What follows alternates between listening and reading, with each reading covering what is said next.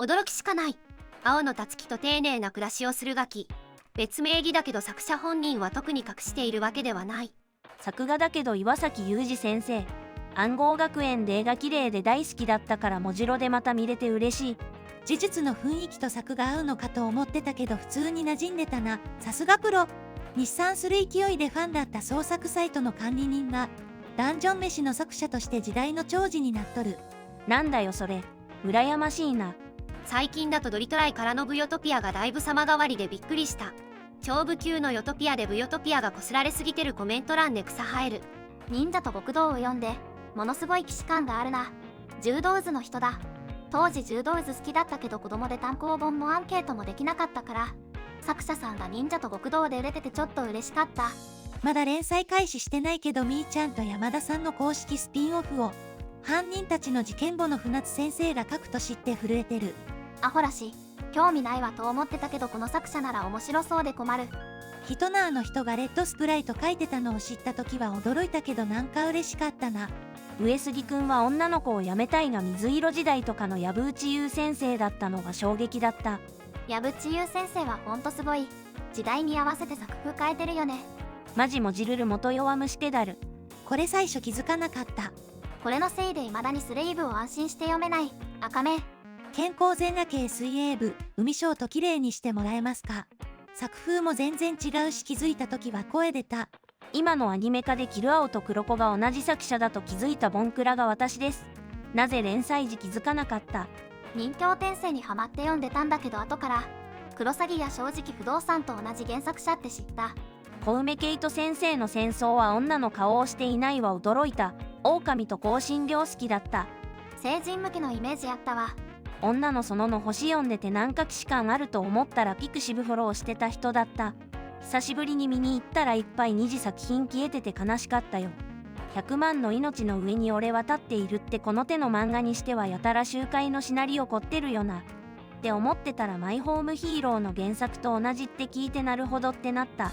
100万は作画がどこかで見覚えあるなと思ったら鳥日セブンの人で驚いた。今この流れでマイホームヒーローの作画がサイコメトラーエイジの朝木正史先生だったの知った。流れてきて読んだサイケまたしてもって漫画。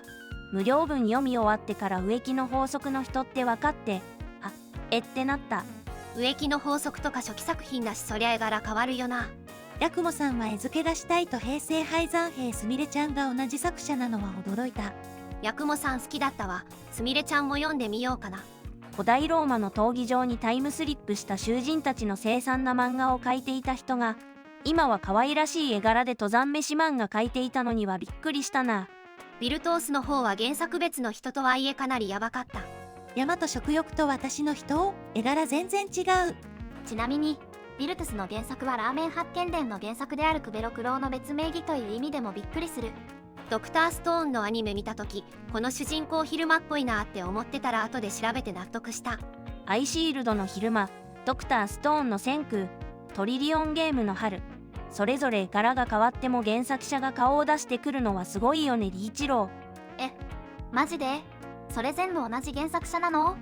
ギリギリアウトとシャドウハウスの作者が同じと知った時は衝撃受けたわ。作風が違いすぎる。見てきた。マジかこれ。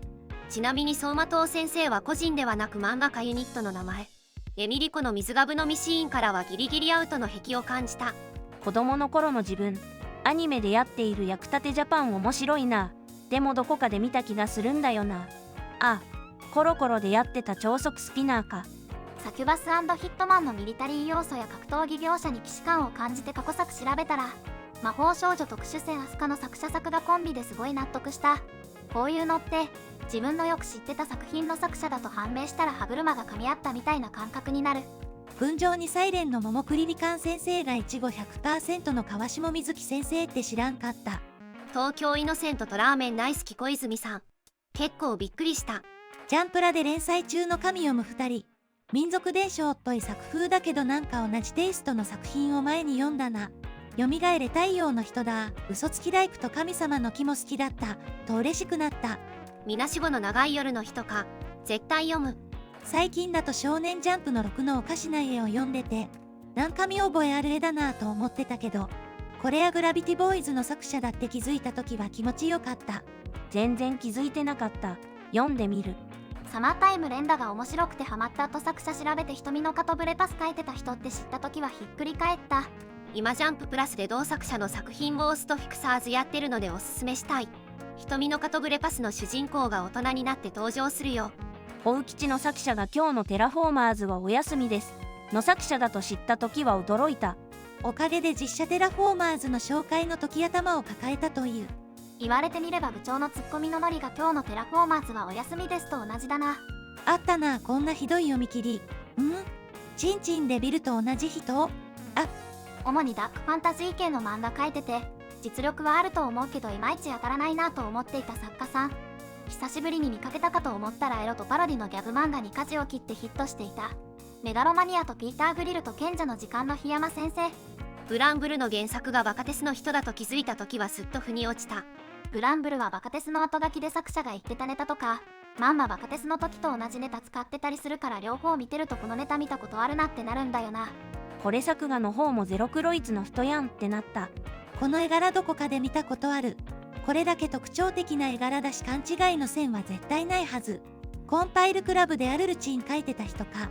後から知って普通に驚いたのはこれ。あの時代は少女漫画も少年漫画もみんな描いてたんだよな。その流れなら魔法使いサリーと三国志も。大人になってサリーちゃんの作者知った時は驚いたな。昔コロコロでゾイドの漫画描いていた人が悪役令嬢おじさんを描いてるのはまあびっくりしたね。バーサスの画力めちゃくちゃ高いけど作画担当誰なんだと思って調べたら天下一の作者で納得した。ワンの絵柄エミユもうまいよね。パジャマな彼女とハネバドはわかるけどレセルバンはびっくりした。知らなかった。ハネバドとレセルバンって同じ人だったんだ。スパイファミリーの人が昔ジャンプでしょっぱいを見切り乗せてそれっきりだった人だってことをアニマンで知った時は嬉しくなって映画見に行った。初期ガンガンはこの人はもしやドラクエ4コマのあの方ばっかりだった。ゲーメスと投稿系もそういうの多かったな。エドモンド・アラカは懐かしいな。横やり面もイコールよりはびっくりしつつもなるほどねってなったな。真実の愛を見つけたと言われて女性向けなローコミカライズの作画でどっかで見たことがあるなと思って漫画家名見たらかなり昔にシャインズマンって作品書いてた人だった。まさかこんなところで再会するなんて飛びびった。普段作者名も意識して見てますが意外と見逃してるのが多かったです。皆さんも驚いた作者さんの作歴がありましたら教えてください。皆さんのコメントをもとにまとめたいです。すごい世界を見てしまった。 BL 好きが見出したカップルをまとめた動画は見た方がいいです。次はどんな漫画のネタをまとめようかな。またよろしくお願いします。